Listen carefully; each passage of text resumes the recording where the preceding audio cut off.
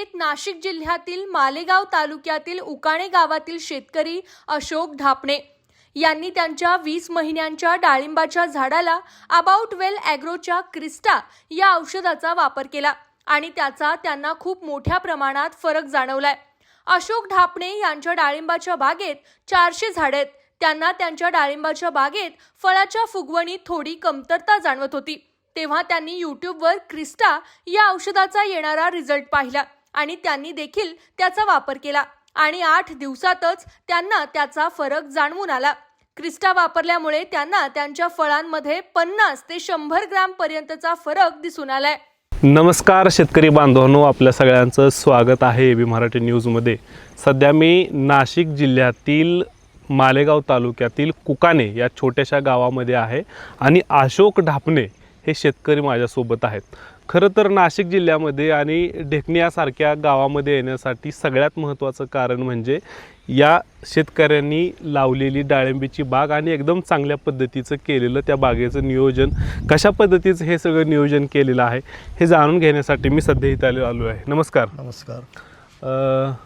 पहिल्यांदा तुमची ओळख करून द्या, गावाचं नाव सांगा आणि किती वर्षापासून शेती करता? जिल्ह्यातील मालेगाव तालुक्यातील कुकाणे गाव आमचा पहिलाच बार 20 महिन्याचं झाड आहे। बरं। आणि पहिल्या बारामध्ये आम्ही सर्व नियोजन आमच्याकडे एक महाजन डॉक्टर म्हणून येतात, त्यांच्या सांगितल्याप्रमाणे केलेलं आहे। बरं। पण शेवटी फुगवण होत नव्हती म्हणून आम्ही तुमचं क्रिस्टा सोडलं। बरं। क्रिस्टा सोडून 8 दिवस झालेले। 8 दिवसामध्ये आम्हाला एवढा फरक जाणवतोय फळामध्ये।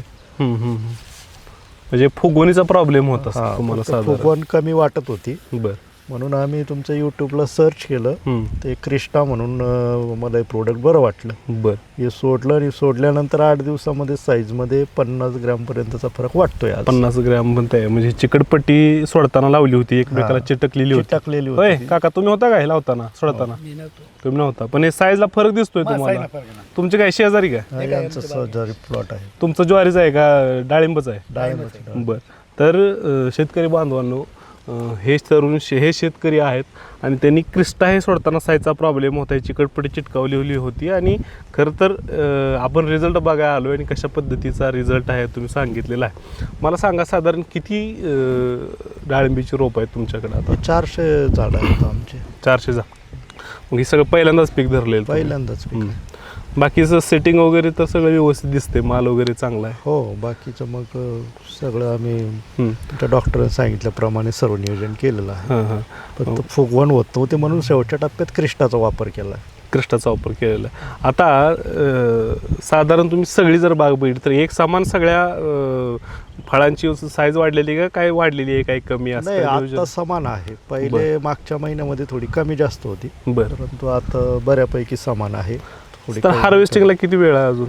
हार्वेस्टिंग आता या आठवड्यामध्ये थोडंसं रेट सुधारणा झाली की हार्वेस्टिंग करायचं आहे। हार्वेस्टिंग करायचं आहे। बरं, साधारण आता अजून काय वाढू शकते मग ह्यातली आठवड्याभरात?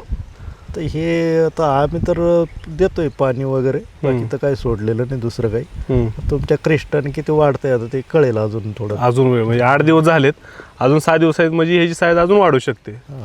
बरोबर। आता इतर शेतकरी बरेच असतात, त्यांना साईजचा प्रॉब्लेम असतो, तर तुम्ही तुमच्या अनुभवातून काय सांगाल त्यांना? मला तर आलेला अनुभव हाच आहे की 8 दिवसामध्ये आज जी चिकटपट्टी लावलेली आहे त्याच्यात एवढं एक पेराभर अंतर वाढलेलं आहे। कशानं वाढलेलं ते? क्रिस्टा सोडल्या। क्रिस्टा सोडल्यानं वाढलेलं। तर शेतकऱ्यांनी अनुभव घ्यायला काय हरकत नाही त्याची, असं मला वाटतंय।